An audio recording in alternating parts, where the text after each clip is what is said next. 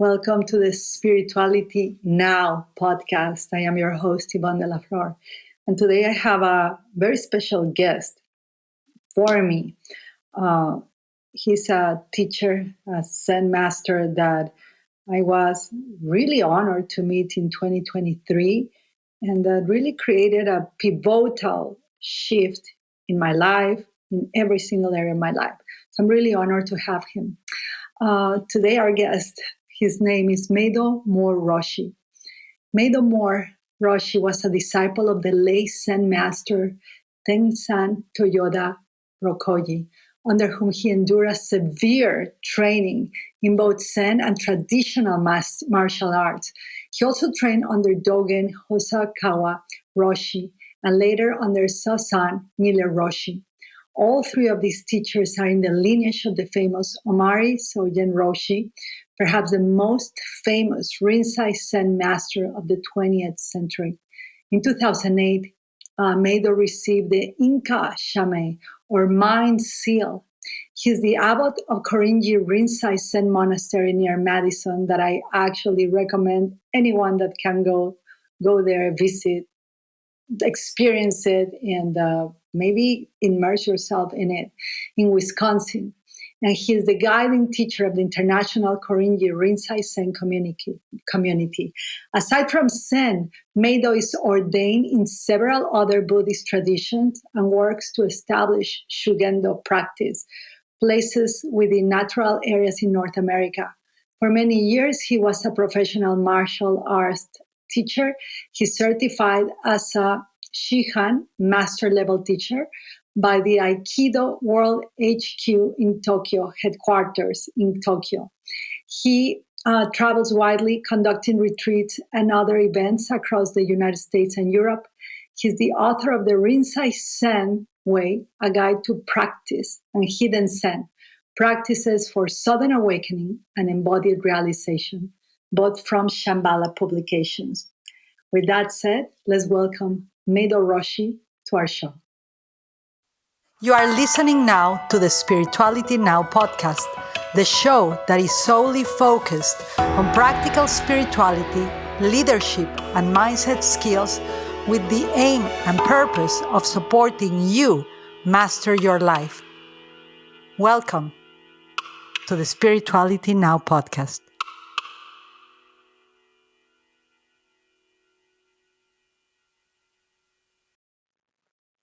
Welcome to the Spirituality Now podcast. So, as you've heard, my introduction of our guest today, and I'm going to, honest to goodness, share with you all, especially my Latin America family that speak English. You know, part of myself is, I think the word nervous is not correct, because I think there is a recognition when you get to meet someone that is in a path of clarity, is in a path of one-pointed focus. In Sanskrit, it's called ekagrata. Anything that is either fraudulent in you or ready to be dismantled or ready to be awakened begins to react or begins to bubble up, in the surface. Like when you need oxygen and you are in the water, under the water, and those bubbles are a good sign. There's someone alive there. And that's how I'm joining Roshi, Meido Moore Roshi, the abbot of Rinzai Zen Monastery, Korinji, here today. So, Roshi, I don't know what is the proper way for me to address you? Roshi, Meido? Oh, I don't care. Roshi is a title. It's an honorific. You can use my name. Meido is fine. Okay. So, welcome. We are very excited. This marks a transition in our podcast. I was sharing with you a little behind the scenes or the technology just to be more accurate. But it really, your presence here marks a moment of deep awareness for us to be even more mindful. I don't know if you've been told by people that meet you. I hope so. I hope that I'm not the only one, right? But that there's some kind of energetic transmission that obviously your practice and we, part of the members of my team and myself, recognize. I don't know if it's the proper word, you'll tell me, but the sacrifice and the focus that you've had all of your life on only Zen. We come from like a market of the Mexican market of such a buffet of like this and that and this meditation and the other one and this teacher and the other one. It's quite shattering in a good way to meet someone like you. So we're really honored that you're here. That's my pleasure. My pleasure. So we have questions that we gather from the community, this because of your vast knowledge. And we're going to be putting links. I want everybody to know of previous, of videos, of your Patreon, of that I spoke before in your bio when I introduced you. So the community can dwell deeply into that instead of me addressing the same questions that you have received in all the podcasts. I think there are such great interviews out there that, it's a hard act to follow, but we'll do the best. So we bring the questions of the community to you, mainly Latin America, and we'll start with the first one. So the first one is, how does Rinzai Zen emphasizes compassion in its teachings, and what practices are encouraged to cultivate for someone that doesn't even know Zen, right? A compassionate mindset in these times that humanity is living. Mm-hmm. First thing I have to say is that it could seem on the surface that there's less emphasis on so-called compassion practice than other traditions. For example, the Theravada tradition, which has a very famous metta practice, that kind of thing. We have those kinds of practices too. But what I want people to understand about Zen is its general approach or method. Among the Buddhist traditions, it's considered one of the most direct, the most, I might say, severe approaches. It's an approach which doesn't accept the notion that it could take, as is said in the Mahayana scriptures, 3 endless aeons to attain Buddhahood, lifetime after lifetime of endless training. According to the Zen teaching, it's possible in this life, in this body, to complete that path utterly. So again, the approach is extremely direct. And I would summarize the approach this way. As opposed to some traditions, again, for example, the Theravada tradition, which may have different practices which serve as antidotes for the individual person. If someone is prone to hatred, for example, metta practice, loving kindness practice is perfect. If someone is prone to desire, practices which focus on so-called impurity of the body are perfect. We do have that kind of material in Japanese Buddhism and in Zen. But the Zen approach is much more this way. The single path of directly realizing one's true nature, of arriving at this awakening we call Kensho or Satori, which is the essential point of all Buddhist teaching. It's the original realization that Shakyamuni himself had. The single path of arriving at that and then subsequently taking up the post-awakening path to integrate that, to embody that, to learn to have all of the actions of one's body, speech, and mind completely in accord with that. That path itself encompasses and completes all of the other Buddhist paths and methods. The paramitas, things like a loving kindness, cultivation of compassion, all of the so-called stages of the Bodhisattva path, in the Zen view, are all completely encompassed and utterly accomplished through that single, simple, but very direct path. So for that reason, Zen can seem, again, very austere.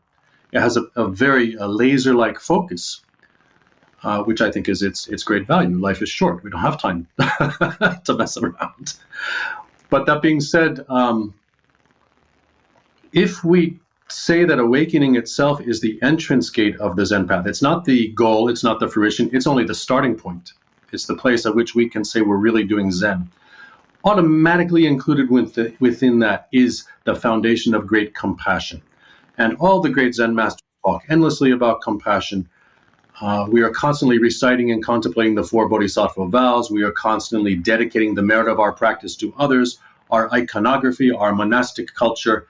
Everything that you encounter in the Zen world is completely based upon that foundation of compassionate regard and well-wishing for others. So we cannot say it's missing any place in Zen practice, in Zen texts, in Zen teaching, but we may not always tease it out as a separate practice in the way that some other traditions do. Now, the final thing I'll say is, sometimes we have practices that are very similar to so-called metta practice or compassion practice. For example, Great Master Torre, one of the important masters in my lineage, famously urged practitioners to very keenly visualize the suffering of all beings, from the smallest to the greatest, in all the different realms of rebirth, and to take on that suffering as one's own.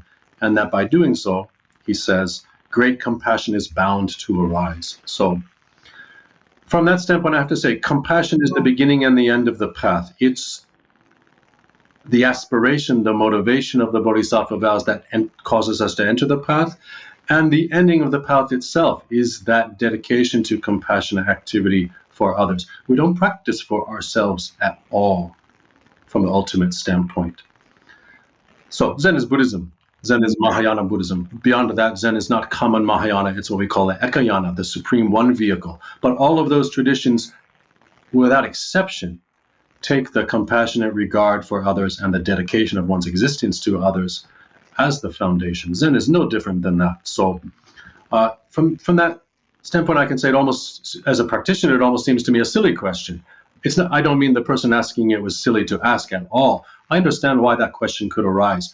But if you look just under the surface of anything to do with Zen, you will see constantly this emphasis on giving it away to others. It's all for others. It's all for the benefit of others. Nothing more, nothing less than that. Wow. This is so helpful, especially in the culture that we are, most of us, all, not all of us. And I was at Korinji, so I could feel like the different world of self-love, the culture of self-love, of the selfies, of the, it's like, and I'm there, I'm there in a service of business and the marketing teams, and it's all about self-love. And, just what you share, I'm reminded of only one experience in my life when I had a car accident, a near-death experience. The reason I felt so much peace is because I never thought of myself. All I was thinking is my dad, the doctors, the friend, and it was quite impactful, at 17, not to think of yourself. It was quite liberating. So I'm always reminded of that, and with you, it multiplies the reminder. It's quite loud. It's like the bell that you have at the Korinji. Okay, so the second question, and this comes actually from a priest. Oh, you want to say something? Yes, sorry, I'd like to add something to that. Yes. It's funny because I just gave a talk yesterday, and I think what I was speaking about is very relevant to what you just brought up. We have to differentiate, and especially in the so-called marketplace of modern spirituality, in the way that it's commodified, we have to differentiate self-actualization and self-realization or realization. And a healthy self-actualization, the creation of, to use modern psychological language, of healthy boundaries, to find one's voice, to embody one's dignity as a human being and not accept perhaps some of the negation and trauma that has been inflicted on us. To stand on one's own feet as a person. That is a foundation of all spirituality. We need to do that.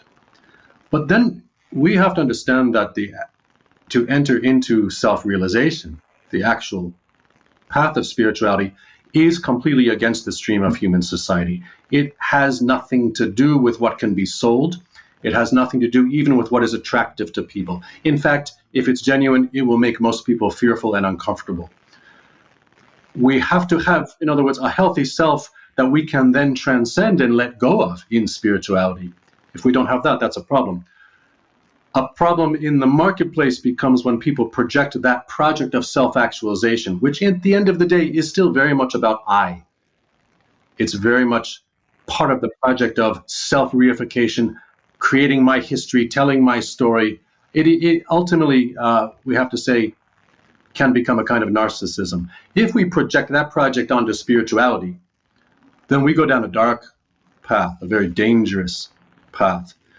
We have to understand that genuine spirituality will take that healthy self we've spent so much time building up, and it will completely destroy it, smash it.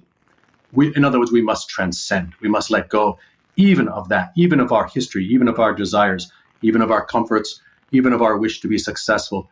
we have to drop it all.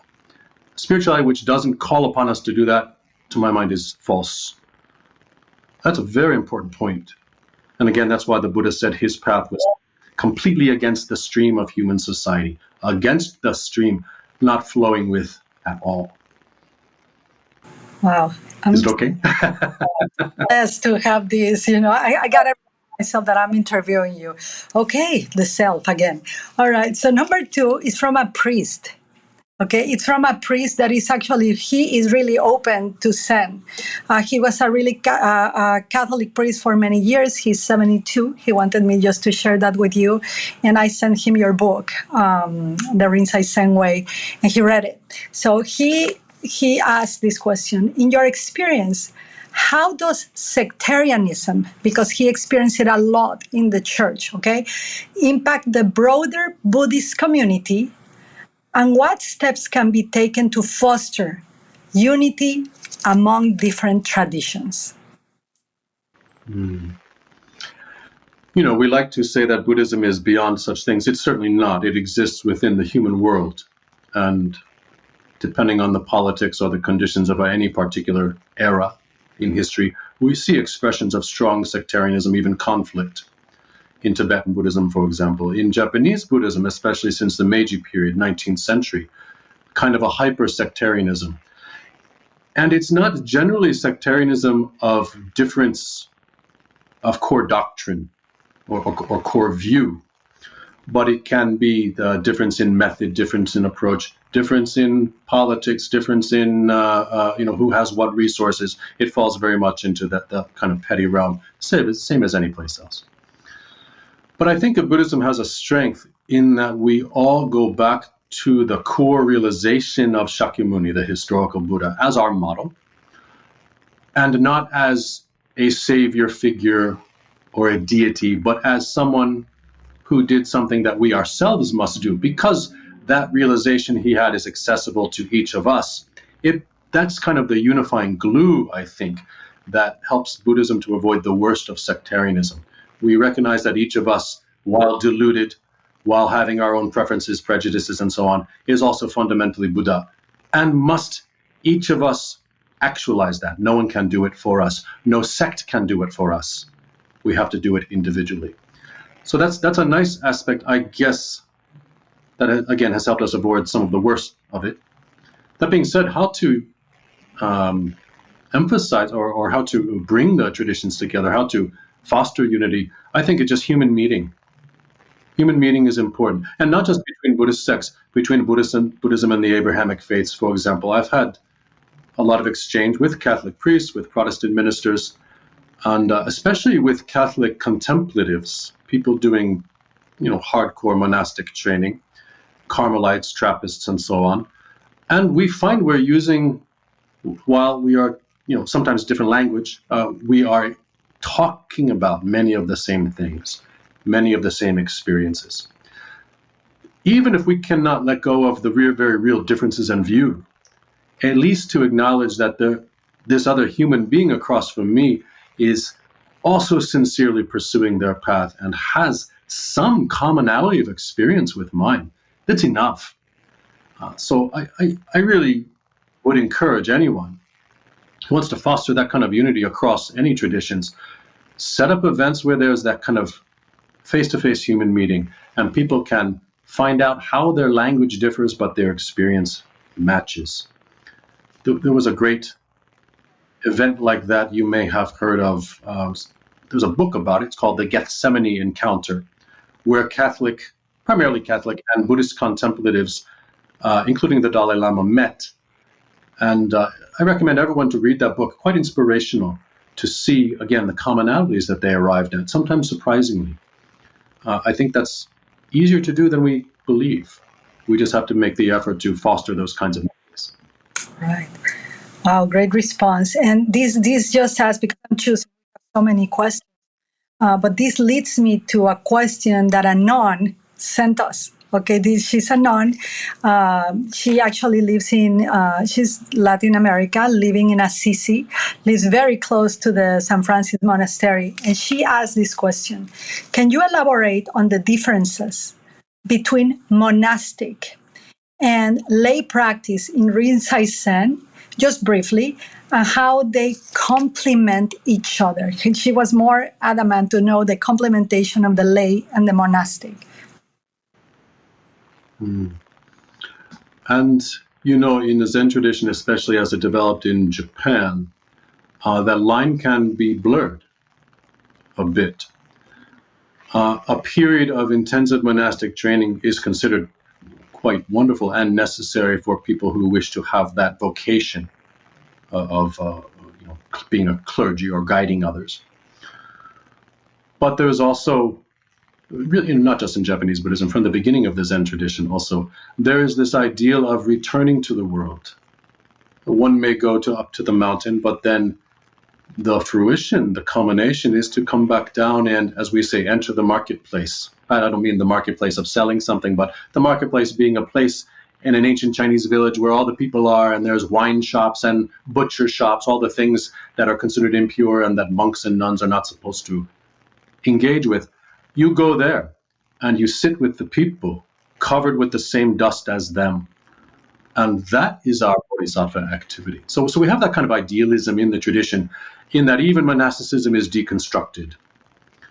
But that being said, I would not say there's any limitation for lay people at all from our standpoint. The monastic environment in many ways is easier. It's ideal. Everything's taken care of for you. Your whole life can be devoted to practice. You don't have to worry about what you're going to eat or anything like that. But to then also have the experience of practicing while working at a job or while raising a family is another very rich, very vital Buddha field, so to speak, or place within which we can integrate the teachings in our lives. So I guess my short answer, I'm not very good at short answers today, I understand. But the short answer is that we don't make such a differentiation so strongly. There are strengths and weaknesses to both approaches. And from my standpoint, if someone has experience of both in their life, that will probably be the strongest approach. Which one will they emphasize most, or will they end their life engaging with? That's the different karma of each person. I cannot say, however, that one is better than the other. That resonates so much with me, especially sitting with the people, being with the people, like getting your hands dirty, right? Like looking in parenting, in conscious parenting techniques or schools, it's like you have to be at the level of the child, right? The eyes, just to meet, hopefully, the soul, or at least not to project all of your stuff of bigness, of grandeur, and just meet wherever the soul is at. And that really... it really touches my heart when you are sharing. So we have a lot of those type of questions, but I'm trying to choose the ones that, are just building up with what you are answering right now. So this one is... One of my teachers said that if you want to do real practice, have kids. Get married and have kids. Oh, 100%. Now, I'm not married. I don't have kids. But that was his recommendation. If you want the real hard training, do that. That's interesting, huh? It's quite a wonderful, it's excruciating, painful, but it's quite a wonderful to be to not only to have a child, but even marriage. I did that twice. But even marriage is such a reflector. It shows you every single thing that you got to work on the self that then, as you said, you got to relinquish. It's kind of a conundrum, right? You're married to meet yourself and what the aspects of yourself that at the end you hope to, in self-realization or God realization, to let go. This is such a conundrum. I love this life sometimes. Okay, so the next question is, Roshi, this one. Have you observed, this is from a really, he said to say this, he's very well known in businesses and public speaking, huge platforms that he said. So I come with a big ego to ask this. How have you observed, that he was open, have you observed any tendencies for judgment within Zen traditions? And if so, how can practitioners navigate and overcome such judgments? He says he judges himself every day, no matter how many thousands of people are in the stage. He has that.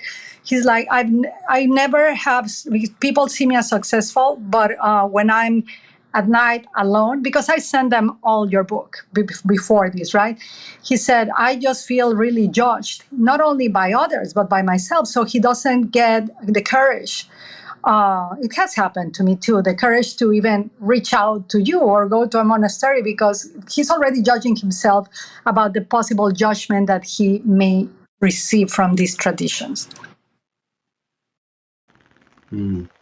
I guess there's several kinds of judgment being talked about in that question. I mean, the first thing I could say, I'm an extremely judgmental person. I'm kind of the person that I probably should hold back more than I do, spouting my opinions about things sometimes, or about others and teachers and so on. The genuine practice, like the family life, like marriage, as we were talking a moment ago, is a mirror.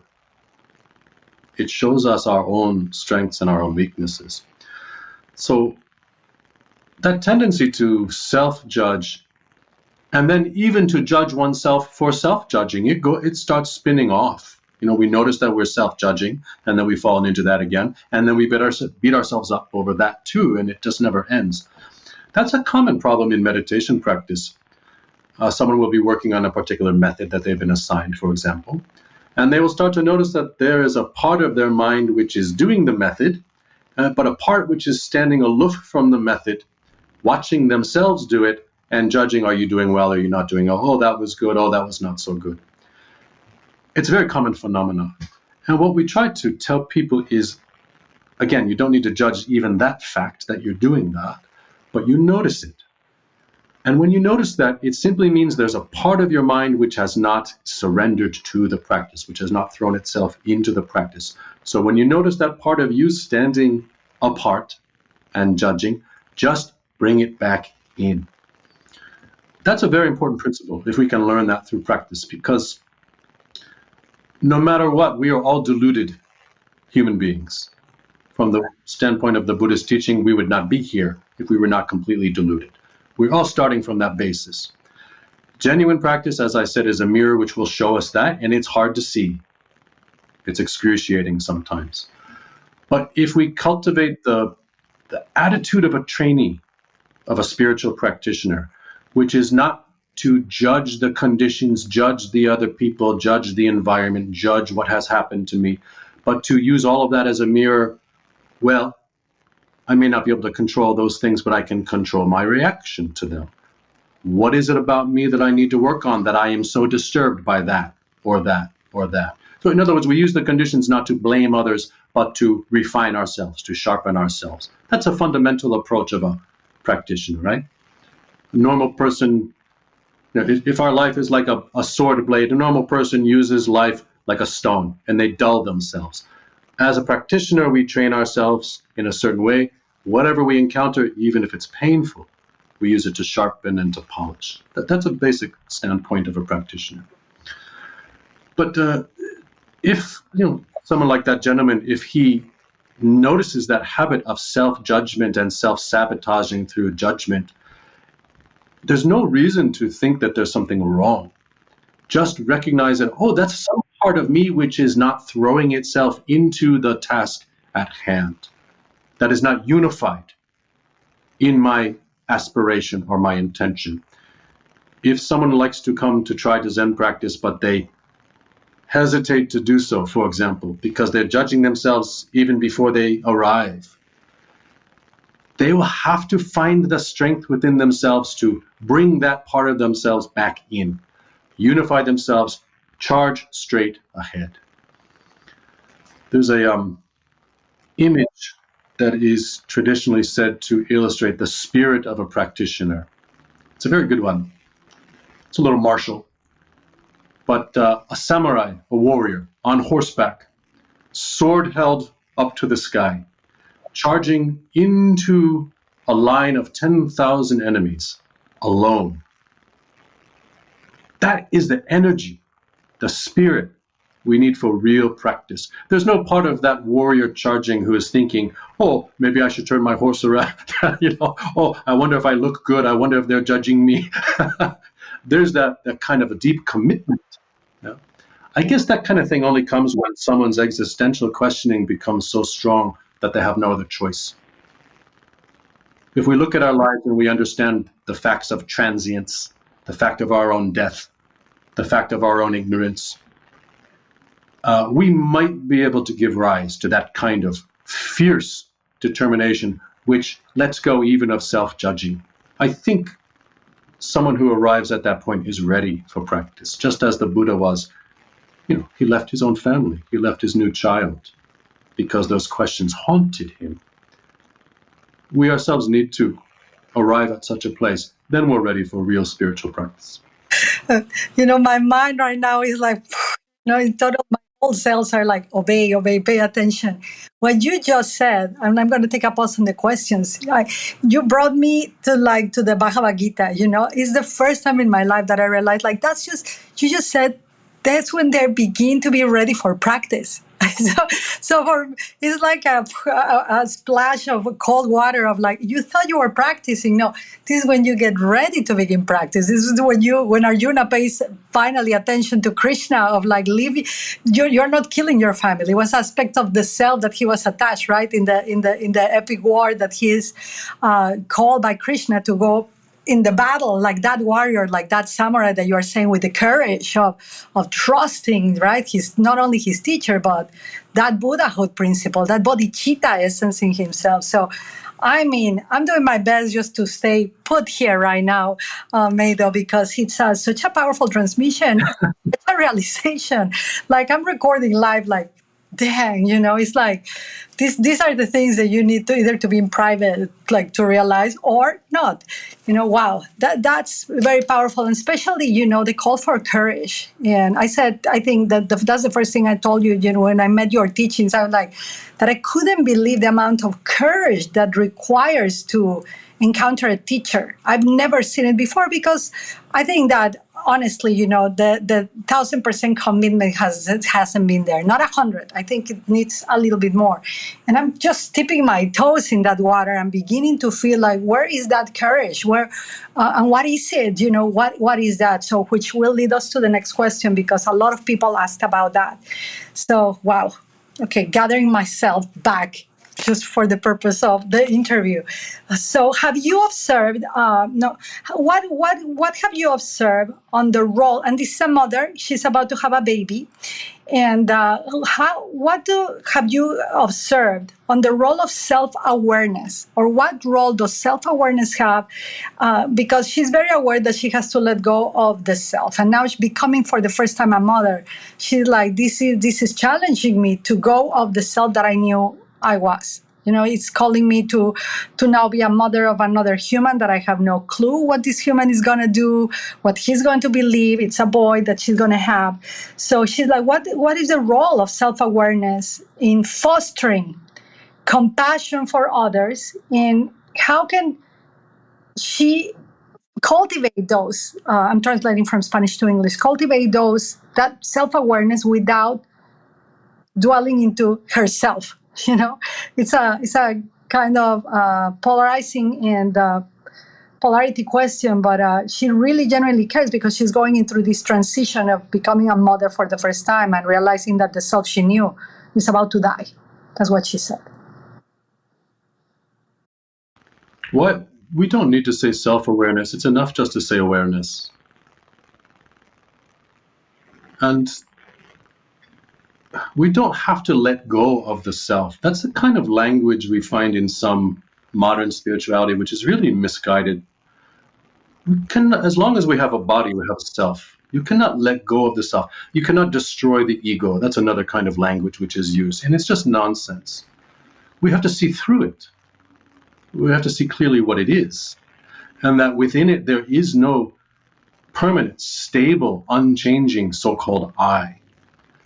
To see that is itself to so-called let go of the self. It doesn't mean we lose our name, doesn't mean we lose our identity, we cannot function, we cannot raise a child, but it means we can do so without a grasping, craving habit of this constant I making, this constant need to express myself, my story, my history, my path, my. We can let go of all of that, just really stinky stuff. And the real freedom comes out from that.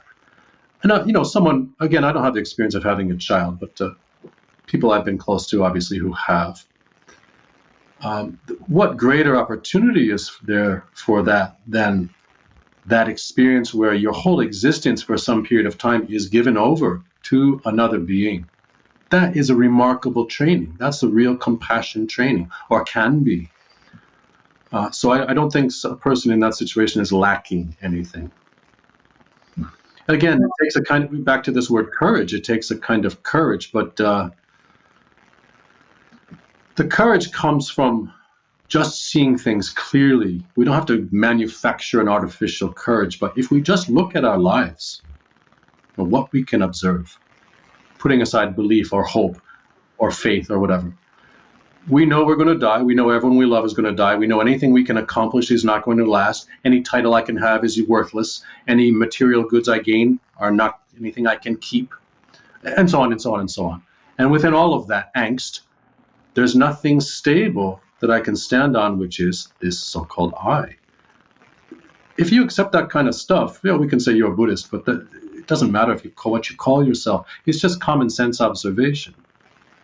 From that, I think the real courage comes. The real courage comes from a feeling of complete desperation. Wow. Of the complete existential questioning, so profound that I cannot ignore it anymore. I can't drown it in material things. I can't drown it in accomplishments. I can't numb it with alcohol or drugs anymore. Nothing works. I can't ignore it by focusing on love or relationships. It's in front of me, inherent in everything I experience, even my child, even my role as a mother. If such a person can start to face that clearly and live from that, not turning away from it, there's endless courage comes from that. And we don't need to worry about so-called self or letting go of the self. What self? What self is there to let go of to begin with? I would counsel a person like that, throw yourself so completely into raising your child. And again, I don't mean neglecting your own basic needs or damaging yourself, but give yourself so completely to service of your child and make that the vehicle of your spiritual practice. Make that the vehicle for looking at these deep human questions. Of course, with some formal practice would be ideal, with the clarity that comes from something like meditation. I would always advise that. But someone like that, again, a mother, I cannot say that person lacks the rich soil of spiritual development. On the contrary. And what greater courage is there than that? Giving over your whole body to carry and give birth to another being. Quite amazing to me. Wow. These are deep, and I love how you emphasize, clarified the aspect. There's no such thing of self-awareness, and I think it's important. The community, especially in the religious background that people from Mexico we have. Most of us were Catholic raised, and that aspect of self-awareness comes with, it's self-awareness is paired with guilt, is paired with sin, then it's paired with the crucifixion, and then you are guilty for both either having a self, not having. There's no escape, So this differentiation, I think, is going to, well, for me, it felt like relief, right? It felt like, a little opening into some realness, some clarity that maybe perhaps there, we let it in with the practice, as you said, or meditation. And I know this lady does a lot of prayer, walking meditation, but with prayer. I think it's quite possible that the melting, and the arising of that courage that you speak so eloquently could arrive without this much struggle. I don't know suffering, if it's avoidable, but and that's the next question. But thank you. So the next question is, in your opinion, And now I'm going to, because all of the other questions are based on compassion, self-awareness from these individuals. And now I'm going to share with you some questions from the people that are practicing some kind of Zen right now in Latin America. Either Soto Zen, they are beginning to know Rinzai Zen, and they are curious, really genuinely more curious, and they have a meditation practice established, right? Whether it's 20 minutes but it's very consistent. So the first question from this group is, in your opinion, what is their overarching goal of Rinzai Zen? And how does it contribute to the well-being of individuals and society? I'm going to share, he said, to tell you he is in the political movement. Well, Rinzai Zen, the goal of Rinzai Zen is not different from Soto Zen or any other Zen or any Buddhist tradition at all. The principle is exactly the same. It's to get to the bottom of what a human being actually is, to awaken to the highest human potential of wisdom and compassion, to attain Buddhahood. How does that contribute to society? Is that the question? Or yes, how can it help both? It says to the well-being of both the individuals and society, and he put in parentheses from a political framework. And there's another question about that later on that maybe if I share with you, it will clarify a little bit, because these people work in politics right now. They're about to go into the whole voting thing, for probable president of Mexico, and that's all I can say about it. They want to introduce new modalities like Zen in a political background, so that the politicians and the people that are in those places of such called power, right, such called establishments where the blind obedience of the people relies, when you have a political movement, especially in Latin America, I don't know, in America, there's a lot of blind obedience. There's a lot of lack of inquiry. There's a lot of just, I believe what you're going to say. And they want to begin to introduce, a little bit of these, they call them concepts, but a little bit of Zen, a little bit of something that without indulging in harming the beliefs of people, Catholic, Christian, whatever it is, the religious, Abrahamic things. They want to begin to introduce Zen to them in a way that can permeate this with a focus on how do they transmit this, as the practitioners of Rinzai Zen, that the individual and the society both feel care for their well-being. Hopefully my English translation is as good as what they are meaning in Spanish. Well, I think it's, anyway, at least for me, what you're saying is very clear. Good. Thank you. I'm laughing while you're speaking. Because, yes, as I think, as you well know, in the United States, we have a lot of blind opinions and nonsense in politics, because that's what politics is. Human beings, again, we are all deluded. There is no political movement which will fix the world.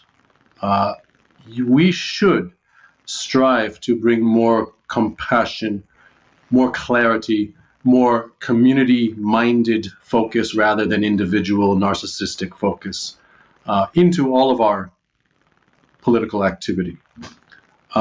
And we should recognize that we will probably fail. There's no movement, there's no effort to improve or save the world which is not more or less doomed ultimately to some kind of failure. From the Buddhist standpoint, we live in this condition we call samsara. And the nature of it is that it is unstable, it's always changing, it is shot through with delusion, and it cannot be fixed. Even if we could make a utopian situation, somehow an ideal political movement that would come to power, the minds and hearts of the people would become in accord with it, and we would arrive at a paradise kind of system, it will last. It will be temporary. So the first thing I would say to someone who's involved in politics is fight the good fight. Try to, again, counter the real streams of horrible delusion which are threads in our culture, the commodification and marketing of everything, the selling of everything, profit as God rather than community well-being. Of course, environmental destruction, the complete disrespect of our environmental conditions and our mother, the earth, and so on. Fight that fight. Try as best you can from your own limited, ignorant viewpoint, too, to challenge those conditions. Again, recognizing that your viewpoint also is limited and probably in some ways wrong. Just do your best. There's nothing more you can do but your best. But from the very beginning, accept you will probably fail. And that's okay too. That's okay too. That's okay too. Just do your best. But I don't know about bringing Zen into politics. Some kind of basic secular expression of meditation practice. I think teaching people how to use their bodies and minds and their breathing and their senses, how to counter some of the trends we have in the ways we use our bodies, for example, putting kids in chairs from an early age, warping their posture and teaching them not to breathe well, doesn't make them more clear-minded. So I would love to see some of the things we can take from Buddhist practice become more widespread in a general way in the education system, for example. That might make for healthier, clearer-minded people. But I have no answers to how to fix politics using Zen.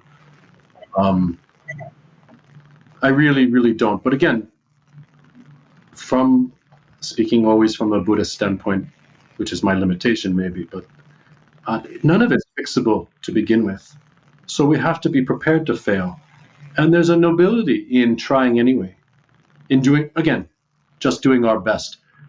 Can you get people to talk to each other and, again, discover the basic human commonalities they have with each other, even across political divides, for that germ of compassion to start to flower? That might be the best we can do. And that's no small thing. That would be a worthy life devoted to simple things like that. We don't even need to use the word Zen for that.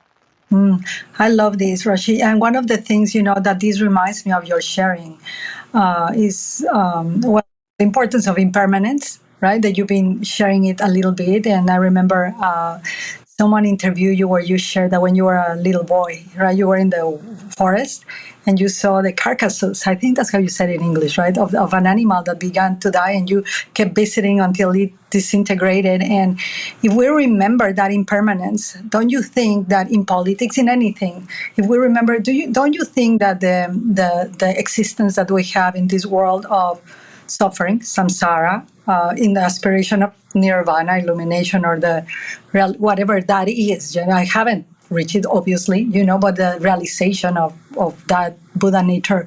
Do you think that the way that we can connect with others and really practice those bodhisattva vows, or just the compassionate act, wouldn't it be easier?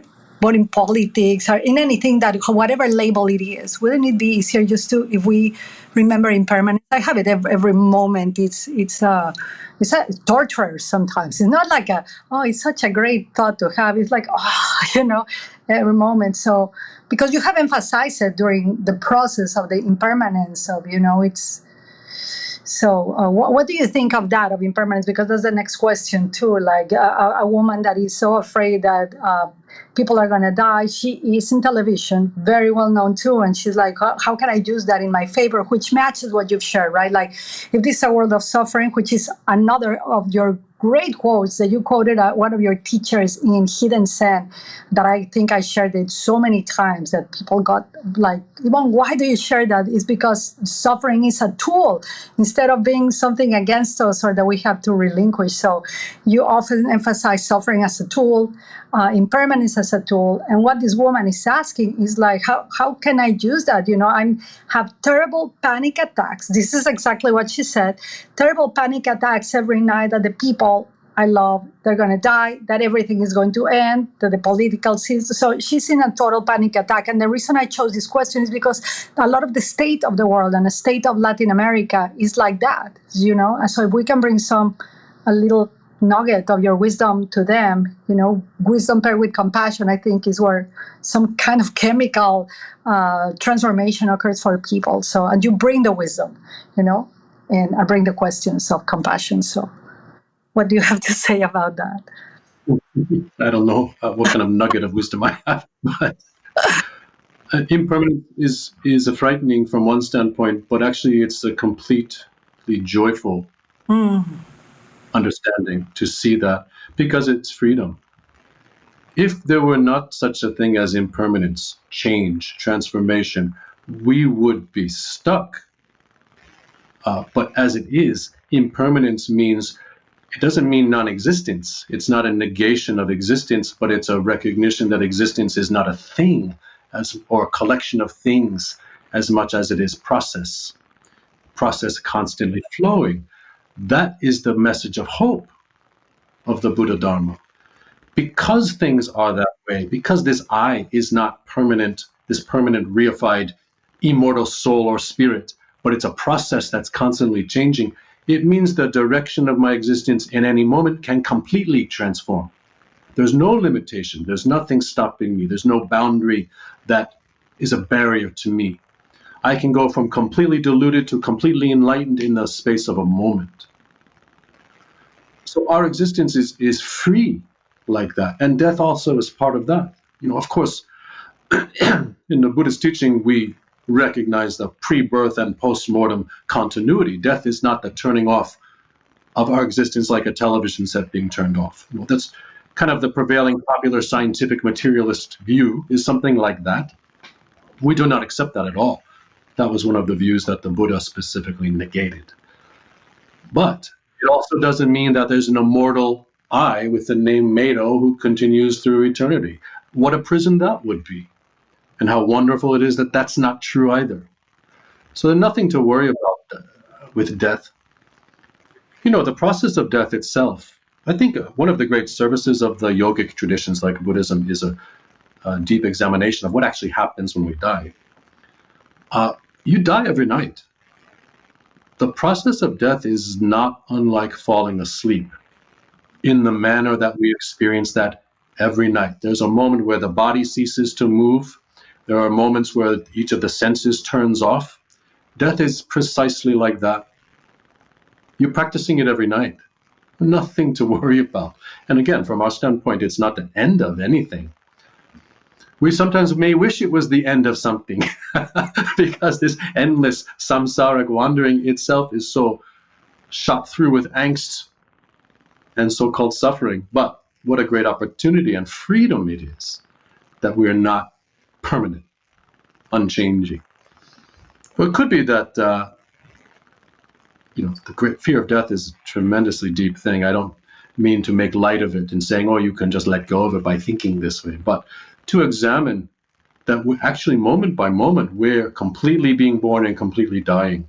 You're dying in each moment and being reborn in each moment. That process is no different than what will happen when this particular body starts to break down. Nothing to be afraid of, nothing we haven't experienced endlessly, nothing we're not experiencing right now. Nothing new. True. Nothing to be afraid of. So true. Wow. So deep, Meido. Roshi, Meido, all of the names. Wow. Yes. So, I got to bring my I into the equation because, when I experienced death from, I was dead for 28 seconds. I don't mention it often to people because I don't want people to misunderstand that it was the most peaceful moment of my life. Now I'm back. Now I'm back with the I, with the identities, with my vested stories and all of that. But it truly, and death really became one. And for many friends and many people that I know that have had what is called near-death experiences, which one of my teachers says, Yvonne, you didn't have a near-death experience. You had a near-life experience. Now you're dead. She said, now you're dead. But I remember, and from the feedback that they give, that that was the teacher that helped us be alive, not the other way around. So it's quite I think it's quite helpful, especially with all the religious things that we've been raised in Latin America, where they put death as something really tragic. You are already condemned to the hell realm long before you even know the hell realm or the ghost realm or all the different realms. So I think it's quite helpful for people. So we have a couple of more minutes. So I want to make sure that I ask I do have a question for myself, but I'm going to leave that at the end. Just I want the people's questions first. And this one is actually from someone, I hope I'm going to give some pressure in the podcast, that comes with me to visit to tea at Korinji. Pressuring officially, but it says from your book. So I gifted a couple of copies to them, and they read the Hidden Zen and Rinzai Way. And they say, what insights, and this is several people, what insights from your book, Hidden Zen or the Rinzai Way, would you recommend to someone exploring Zen practice to begin with? What is one practical one or one of the chapters that all of us, because we did a book club and your books are in there, and so which one shall we focus on first as pre-beginners of something of Zen, that we can deeply just study that before we could even meet you? Mm-hmm. Well, before I answer that question, I want to say one thing. You've mentioned several times about your Catholic upbringing. Yes. I was raised Catholic also. Of course. Irish family. I cannot say it was a strong upbringing, but I understand some of those conditionings that you're talking about. As far as near-death experiences go, we have to see clearly also that life is a near-death experience. This moment right now is a near-death experience. There's nothing we're experiencing that is not a near-death experience. It's a very important viewpoint. It sounds like just semantics, but it's quite important view. No. Anyway, sorry, what was the question? About the books. Yeah. I would say, yeah. What I want to say is, first of all, someone doesn't have to be interested in so-called Buddhism or even Zen to get some benefit from those teachings. I would say, even if someone never practices Zen, never comes to practice, never gets a teacher, never does formal meditation and so on, there are 2 or 3 things from those books that they could use and completely change their lives. One of which is the way of using the eyes that we do in Zazen. Yeah. I talk about it at length in the book, so I won't repeat it here, but it's important to understand that the way we overuse focused vision in the modern era, as I'm talking to you now, focused on a screen, for example, is really detrimental. It causes a real tight neurotic feeling to arise in the mind. If we can relearn that sort of original way of using the eyes that was maybe more dominant in the centuries of our ancestors, we can change how we experience. Our life will be much more at ease and much more relaxed and more clear. That's one thing. The other very simple thing is to relearn how to breathe, the so-called belly breathing. That alone can transform someone's life completely. We grow up sitting in chairs, we lose even that basic manner of human breathing. We've set up our culture to completely use our bodies and minds in ways they were not evolved to be used. So relearn how to breathe deeply, relearn how to use the eyes, integrate those things into your daily life. Your whole experience will change. Even if you never sit down on a meditation cushion or study Zen, your life, your mental health, your physical health will completely improve. I would urge everyone to learn those 2 things. Those are the kind of things I wish we could put into the educational system or teach politicians, teach anyone.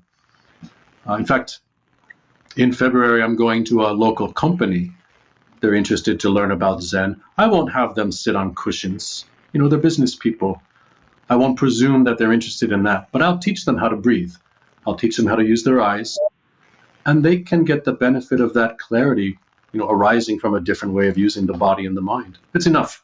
For many people, that could be enough. Well, for me, when I met you, I had the opportunity that you had your one online class, and I was very honored to be there because, me, that I'm traveling, so the Zoom was my way to connect with you as a teacher, right, and receive those teachings. And I remember when you taught the peripheral, like to be able to see, which was very ancestral, just to survive. Like you got to be attentive to what's going on besides the you person, right? I remember, I told you, I've been meditating 20 years, the transcendental meditation. I've been doing it wrong. All my eyes closed. I felt a difference. Now in my practice, I have to force myself right now. I'm not in a natural state yet of like doing it naturally, but the awareness comes, and I just open my eyes a little bit just to be able to see. And I notice not only the energy, but there's kind of a restful feeling, practical, which is this is why I love your teachings. There's some functional, practical in the body, right? I don't have to exit or have visions or visuals, just those little details that you're recommending for people to do. It really is quite impactful. I have been benefited by those little practices. And Susosukan, right, is that's the breath of the belly, the one, and it's been quite transformational, to say the least, and shattering. I keep using that word with you because that's the truth for me. But thank you for that. That's very practical for people. That's kind of like a hands-on thing that they can be left with. And I'm going to have one more question, if your time allows, and that's from me, because this is something that since I started really young, my first encounter with a spiritual teacher or book was the Bhagavad Gita, then the Dhammapada. But the Bhagavad Gita created such an impact in me, and it still does, that wherever, and I haven't seen it in any of your podcasts. I have heard you mention this, is the master-disciple relationship. But for some reason, when you start, and there's the people that interview you, they don't ask more. And I want to ask about this. I have a longing since really young. Like if I meet teachers, I understand their teachings, their books. But for me, the most precious thing is this. Like me that I'm interviewing you, and my mind is like all over the place right now. But is there some sacred aspect of the master-disciple relationship that I haven't heard anybody not only explain it, what is the component, what is the chemicals, what is the benefit that this has for the practitioner and the teacher, and what it makes it so sacred and so special, without me going into, I think a lot of people confuse this master-disciple relationship with sectarianism, religious idolatry, and it's far from that. The only word that comes to my mind when I'm asking you about the importance of this is bhakti, right, in Sanskrit, which is devotion.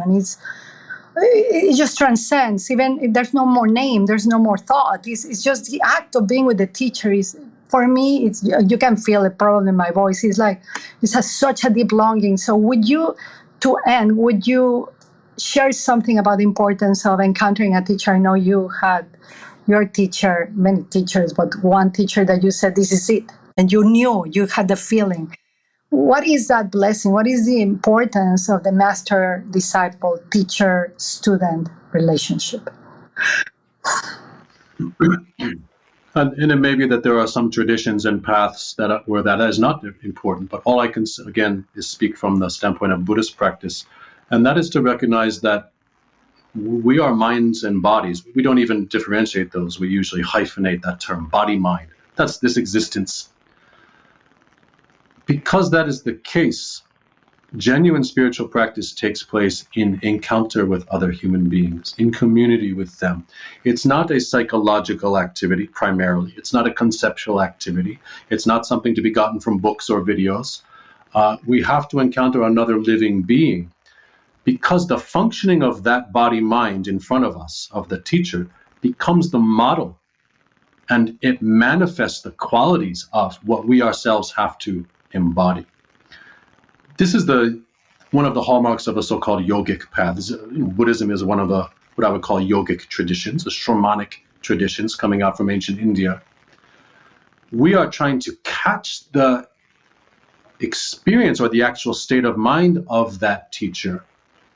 And the only way to do that is through encountering them, through spending time around them, being within what we call in Japanese the ba, the field or the proximity of such a person itself has a transformative, or can have a transformative effect on us. All of that is one of the most rapid and direct ways to transform our own state of existence, through encountering and mirroring someone who has themselves done that. So, some of it has to do with the fact that we don't want to waste time. We don't want to try to figure it out ourselves. There are living lineages of people who are transmitting those qualities, whether we're talking about mental functioning, the body-mind usage, so-called energetic qualities. I don't like that word so much, but you know what I mean when I say that.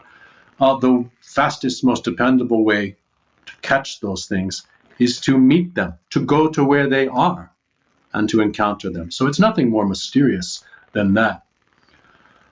Of course, because that genuine spirituality takes place in human relationship, the relationships themselves, because they're human relationships, bring all that human baggage with it. The relationship itself becomes a mirror for us, like any other. And there's great value and richness in that. Not only are we blessed to encounter such a person, we have to endure such a person, and we have to accept, their teaching from them, and we make mistakes with each other, and there are miscommunications, and that also is part of the wonderful richness of the spiritual path. So that's all I could say. We recognize from the very beginning that the mind of Buddha, while we all inherently have that potentiality, is transmitted within human relationship.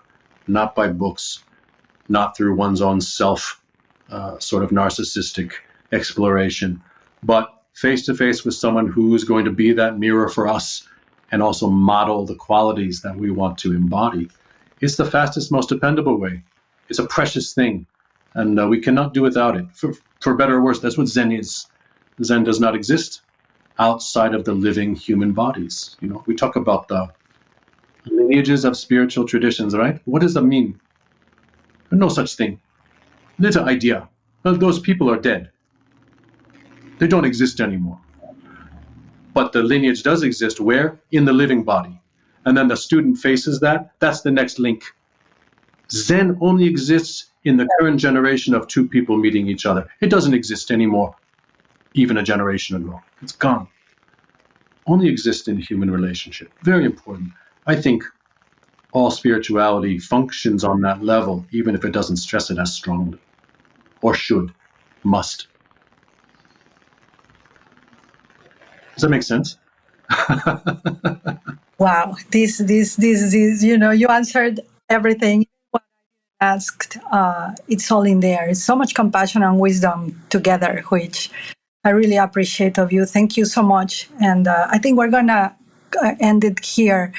You gave practical tools for people to begin to implement. We're gonna make sure to put all the links on the monastery. I wish that we had a little bit more time, but maybe I'll just do an intro about Korinji. I was really impressed to be there about how the vision was casted into something that was non-existing by incredible people, all the incredible staff. And I will make sure to put the connection here. It's one of my moral duties of my soul to keep sharing, and just so much compassion and wisdom. I really feel this is. I don't even have words, Meido. So thank you. It makes sense. It's practical. It's functional. This is what I love about your teaching. So functional. It's like, where have I been all these lifetimes? And why did it take me so long? But I'm glad I'm here. And I know that this is going to be really helpful for people, which is the most important. So thank you. Thank you. Thank you for your time. Thank you, everyone, for listening. You can watch us on YouTube, on any platform of the podcast. Remember, we're a philanthropic-based podcast. We don't do advertisement. We don't sell anything purposefully. We're self-sponsored. And we do that so you can have the pure wisdom of our teachers without interruption, without us selling anything. We're really here, hopefully, to serve you. In any feedback, questions that you have, please send them to us. And please reach out. Check the website of Korinji. We're going to put everything, the books of Roshi, and if you have the opportunity, please come. And they're also having tea, tea ceremony there, which is in my heart so much. So anyways, we love you. Thank you, Roshi, and the team behind. Thank you so much.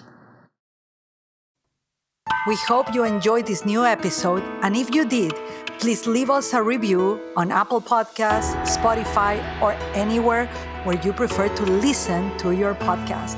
Make sure to check the links to everything we mentioned in this episode. For more news, future or past episodes, or for any other inquiry, please visit our website at delaflorteachings.com. Once again, thank you for listening to the Spirituality Now podcast.